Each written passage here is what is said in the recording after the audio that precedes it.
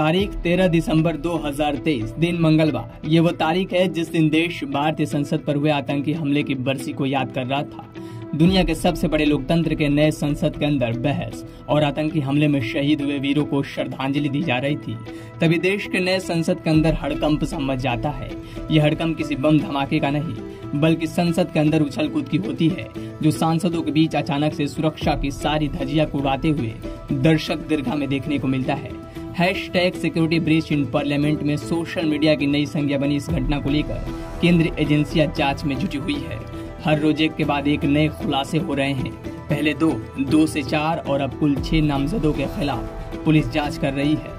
इसी बीच संसद से जुड़ी इस घटना को लेकर बड़ा खुलासा हुआ है। दी राजधानी की टीम को मिली जानकारी के अनुसार संसद भवन की सुरक्षा में सेंध लगाने वाले आरोपियों की साजिश संसद हमले की बरसी वाले दिन यानी 13 दिसंबर को नहीं बल्कि 14 दिसंबर को थी, लेकिन संसद के अंदर जाने का पास 13 दिसंबर को मिला, जिससे बरसी वाले दिन ही आरोपियों ने संसद के अंदर और बाहर हंगामा करने की योजना बनाई। इन्हें उम्मीद थी कि पास 14 दिसंबर को मिलेंगे, क्योंकि सांसद प्रताप सिन्हा के पीए ने इसी तारीख का वादा किया था। आपको बता दें, प्रताप सिन्हा मैसूर से बीजेपी के सांसद हैं, जिनके पास पर सागर नामक आरोपी को संसद के अंदर जाने की अनुमति मिली थी। संसद की सुरक्षा में सेंधमारी की योजना को समझना है तो आप दिल्ली पुलिस की स्पेशल सेल की रिपोर्ट से समझ सकते हैं। रिपोर्ट के अनुसार 10 दिसंबर की रात सागर, नीलम और अमोल गुरुग्राम में विशाल उर्फ विकी के घर पहुंचे। देर रात ललित झा और अगली सुबह मनोरंजन भी फ्लाइट से वहां आ गया।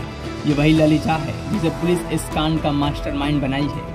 ये सभी आरोपी विशाल उर्फ विकी के घर पर 3 रात और 2 दिन रुके।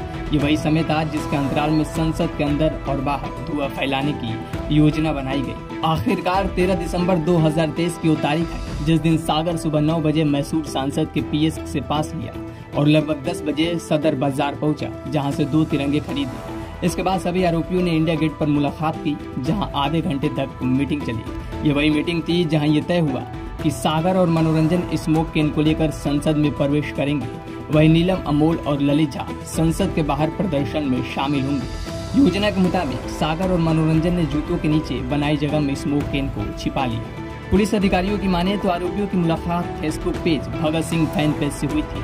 आरोपियों ने दावा किया कि वे करीब 1.5 साल पहले सामाजिक मुद्दों को एकल माध्यम से उठाने के लिए मैसूरू में मिले थे।